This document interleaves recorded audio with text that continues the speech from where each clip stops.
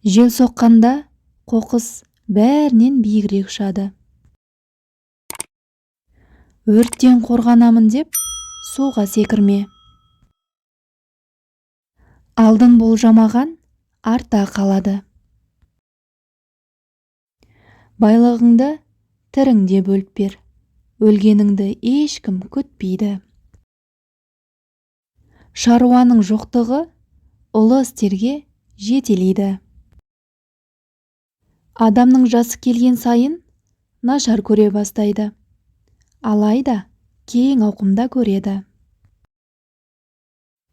Әлем адамның көптігінен емес, жоқтығынан, адам болып қалмауынан құриды. Жақсы сөйлегеннен үндемей қалу қиын. Егер әйелдер аз сөйлесе, еркектер көп нәрсе тындырар еді.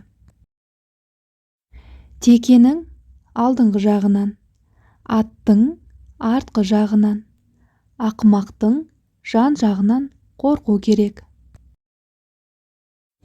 Тәжірибе деген адам өзінің жіберген қателіктерін айтатын сөз. Шашыңызға ақ түссе, даналықтың емес, қартайғаныңыздың белгісі. Ешқашан жақыныңа сенім артпа. Өйткені өзгеден бір нәрсе күту сені әлсіз әрі тәуелді етеді. Жақын адамдардың бірін-бірі ренжітуі олардың араларындағы көзге көрінбейтін жіпті үзіп, алыс адамдарға айналдыра бастайды. Жақын адамдар үнемі бір-біріне қолдау білдіріп тұрсын. Әйтпесе оның бөтен адамнан несі артық? Кейде нағыз жанашырларымыз біздің ауыр әрі лас кінәларымызды арқалап жүруге мәжбүр болады. Егер жақыныңнан алшақтап, олардан алыс кеткің келсе, олармен бірге сауда жасас. Сонда нәтижесі көп күттірмейді. Тап ертең бәрі кеш болуы мүмкін. Сен бүгін өз жақыныңның кемшіліктеріне көзіңді жұма қара. Біз неткен көп білеміз, және біз неткен аз түсінеміз. Сол бір нәрсені қайталай беріп, басқа нәтиже күту мағынасыз. Жеңіп шығу үшін алдымен ойнау керек. Ешқашан қателік жасап көрмеген адам, ешқашан бір жаңа нәрсені татып көрмейді.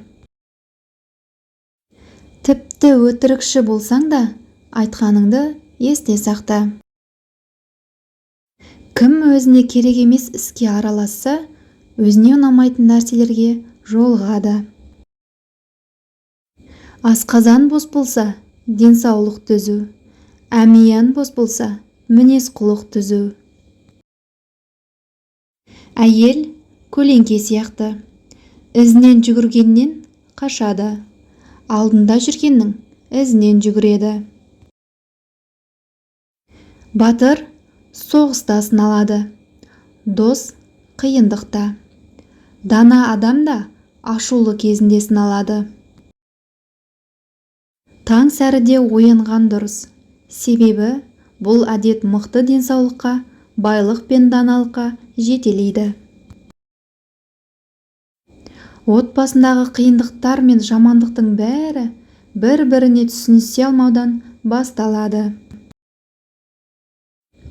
Күнделікті өмір тіршілігімен жақындарымыз бен туғандарымыздың арасы сиреп бара жатқанын байқамай жатамыз. Өзіңізге жақын жанның қадіріне жетіңіз. Бақыт дегеніміз жаныңды жан сырыңды ақтарып, сені түсінетін адамның болуы. Жаныңда жақындарың барда, өмірдің ауыртпашылығын көтеру де оңайырақ болады. Адамның қандай екенін өзінің жақындары мен туғандары жайлы айтқан әңгімесінен білуге болады.